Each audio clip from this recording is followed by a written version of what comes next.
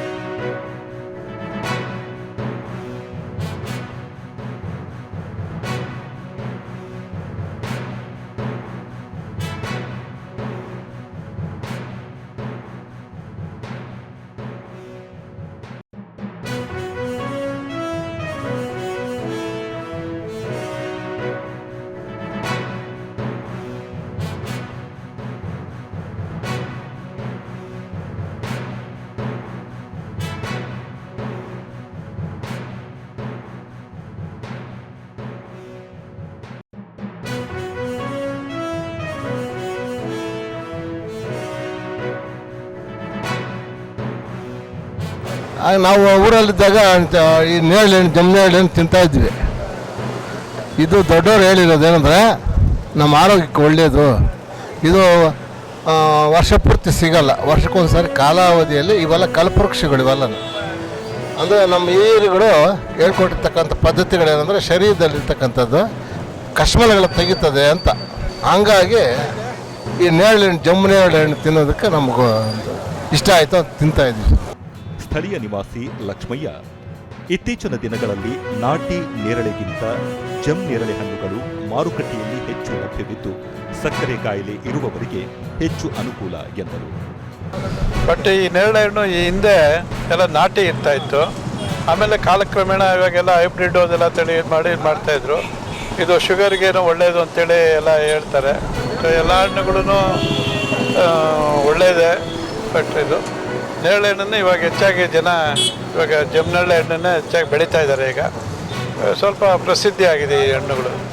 ಗ್ರಾಹಕ ಅಲಿ ನೇರಳೆ ಹಣ್ಣಿನ ರುಚಿ ಉತ್ತಮವಾಗಿದ್ದು ಹಣ್ಣುಗಳು ಶುಚಿಯಾಗಿವೆ, ದರವು ಸಾಮಾನ್ಯರ ಕೈಗೆಟುಕುವಂತಿದೆ ಎಂದು ಹೇಳಿದರು. ಈ ಸೀಸನಲ್ಲಿ ಈಗ ಡಿಮ್ಯಾಂಡ್ ತುಂಬ ಇರೋದ್ರಿಂದ ರೇಟು ಯಾವಾಗಲೂ ತುಂಬ ಜಾಸ್ತಿ ಇರ್ತದೆ. 200-250 ಇರ್ತದೆ ಕೆಜಿ. ಈಗ 150 ಇದೆ. ಪರವಾಗಿಲ್ಲ, ತುಂಬ ಯೂಸ್ಫುಲ್ ಆಗಿದೆ.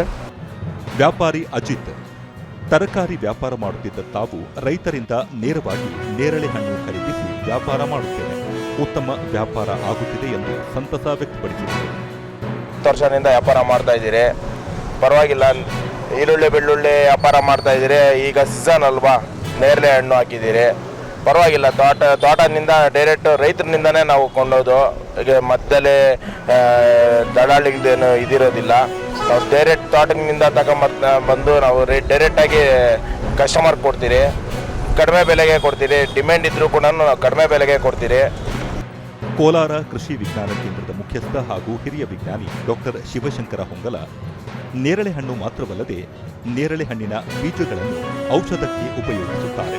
ಸಾರ್ವಜನಿಕರು ನೇರಳೆ ಹಣ್ಣು ಮಾತ್ರವಲ್ಲದೆ ಆಯಾ ಕಾಲಕ್ಕೆ ಸಿಗುವ ಎಲ್ಲ ಹಣ್ಣುಗಳನ್ನು ಸೇವಿಸಿದರೆ ದೇಹಕ್ಕೆ ಹೆಚ್ಚು ಪೋಷಕಾಂಶ ದೊರಕುತ್ತದೆ ಎಂದರು.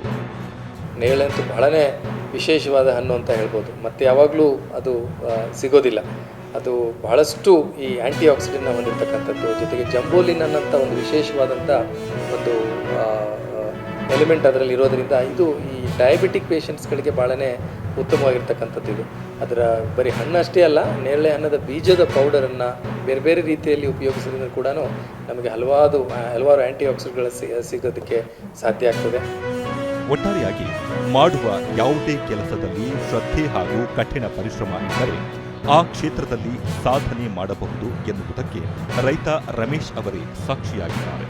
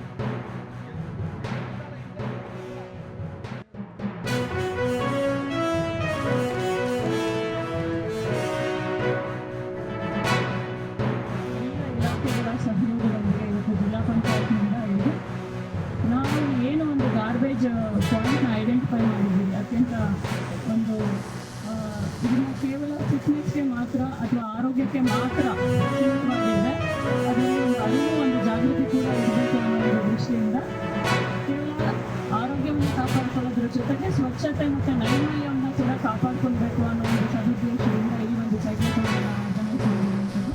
ಇದು ಸುಮಾರು ಒಂದು 5 ರಿಂದ 6 ಕಿಲೋಮೀಟರ್ ಸೈಕಲ್ ಮುಖಾಂತರನೇ ಹೋಗುವಂಥದ್ದು. ಜಿಲ್ಲಾ ಪಂಚಾಯತ್ ವತಿಯಿಂದ ವಿವಿಧ ಇಲಾಖೆಗಳೊಡನೆ ಒಟ್ಟುಗೂಡಿ ನಾವೆಲ್ಲರೂ ಜೊತೆಯಾಗಿ ಸೈಕಲ್ ಜಾಥವನ್ನು ಹಮ್ಮಿಕೊಂಡಿದ್ದೀವಿ.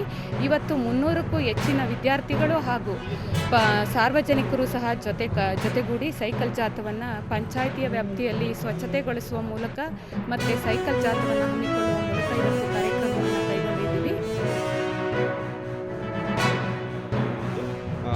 ಮಾನ್ಯ ಜಿಲ್ಲಾ ಪಂಚಾಯತ್ CEO ಮೇಡಮ್ ಅವರು ಈ ಕಾರ್ಯಕ್ರಮಕ್ಕೆ ಚಾಲನೆ ಕೊಟ್ಟಿದ್ದಾರೆ.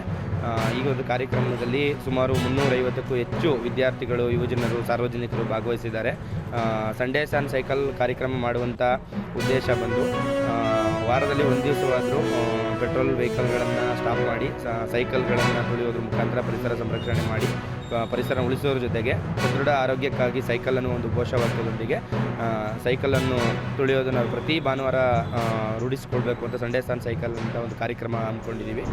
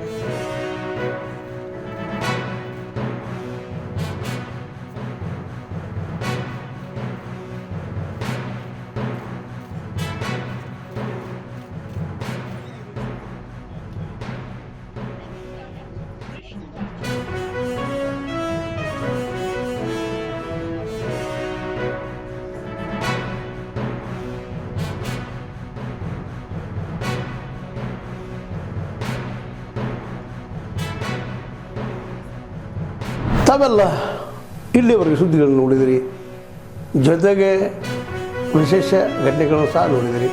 ಅದು ನಿಮ್ಗೆ ಏನು ಅನ್ನಿಸ್ತು? ನಿಮಗೆ ಲೈಕ್ ಮಾಡಿರಿ, ಶೇರ್ ಮಾಡಿರಿ, ಕಾಮೆಂಟ್ ಮಾಡಿರಿ, ಜೊತೆಗೆ ಸಬ್ಸ್ಕ್ರೈಬ್ ನಿಲ್ಲಿಸ್ಬೇಡ್ರಿ. H16 ನ್ಯೂಸ್ ಅರ್ಥಾತ್ ಸೀತಾರಾಮಯ್ಯ ಸತ್ಯದ ಕೈಗನ್ನಡಿ ವಂದನೆಗಳು.